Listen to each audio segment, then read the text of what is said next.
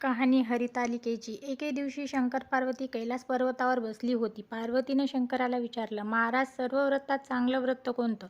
श्रम थोडे आणि फल पुष्कळ असं एखादं व्रत असेल तर मला सांगा, आणि मी कोणत्या पुण्यानं आपल्या पदरी पडले हेही मला सांगा. तेव्हा शंकर म्हणाले, जसा नक्षत्रात चंद्रश्रेष्ठ, ग्रहात सूर्यश्रेष्ठ, चार वर्णात ब्राह्मणश्रेष्ठ, देवात विष्णुश्रेष्ठ, नद्यात गंगाश्रेष्ठ, त्याचप्रमाणे हरितालिका हे व्रत सर्वात श्रेष्ठ आहे. ते तुला सांगतो. तेच तू पूर्वजन्मी हिमालय पर्वतावर केलेस आणि त्याच पुण्याने तू मला प्राप्त झालीस. ते ऐक. हे व्रत भाद्रपद महिन्याच्या पहिल्या तृतीयेला करावं. ते पूर्वी तू कसं केलेस हे मी आता तुला सांगतो. लहानपणी मी तुला प्राप्त व्हावा म्हणून तू मोठे तप केलेस. 64 वर्ष तर झाडाची पिकली पाने खाऊन होतीस. थंडी, पाऊस, ऊन ही तिन्ही दुःख सहन केलीस. हे तुझे श्रम पाहून तुझ्या बापाला चिंता पडली. इतक्यात तिथे नारद मुनी आले. हिमालयानं त्यांची पूजा केली. येण्याचं कारण विचारलं तेव्हा नारद म्हणाले, तुझी कन्या उपवर झाली आहे, ती विष्णूला द्यावी. तो तिच्या योग्य नवरा आहे.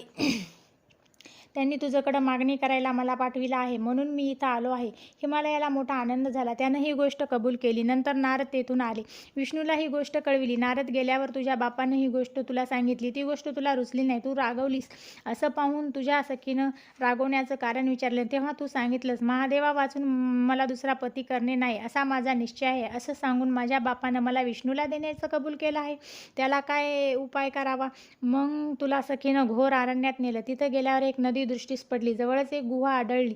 त्या गुहेत जाऊन तू उपवास केलास. तिथं माझं लिंग पार्वतीसह स्थापिलस.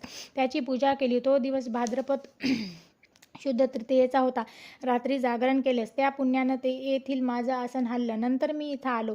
तुला दर्शन दिलं. वर मागण्यास सांगितला. तू म्हणालीस, तुम्ही माझे पती व्हावे, याशिवाय दुसरी इच्छा नाही. नंतर ती गोष्ट मी मान्य केली आणि गुप्त झालो. पुढं दुसऱ्या दिवशी ती व्रतपूजा तू विसर्जन केलीस. मैत्रिणीसह त्याचं पारायण केलंस. इतक्यात तुझा बाप तेथे आला. त्यानं तुला मला देण्याचं वचन दिलं. तुला घेऊन घरी गेलो. मग काही दिवसांनी चांगला मुहूर्त पाहून त्यानं मला अर्पण केली. अशी या व्रतानं तुझी इच्छा पूर्ण झाली.